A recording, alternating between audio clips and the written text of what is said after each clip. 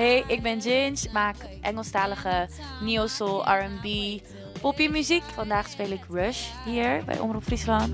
You give me that rush, baby touch. You give me that rush, baby touch. You give me that rush, no baby touch. You give me that rush. Rush gaat voor mij over de kick die je van iemand kan krijgen door samen te zijn. If you know what I mean. Het eerste couplet zit een heleboel references naar Sade. De persoon waarmee ik toen was, die draaide allemaal Sade muziek. En ik denk altijd, ik moet altijd iets specifieks in mijn liedjes doen, wat ergens een beetje een detail is naar iemand of iets wat er is gebeurd of wat ik om me heen zag.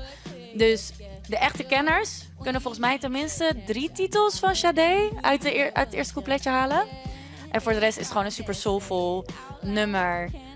En het is een van mijn favorieten om live te doen. Zeker met de band. We all skip ahead, all where I would wanna be is in your bed right now.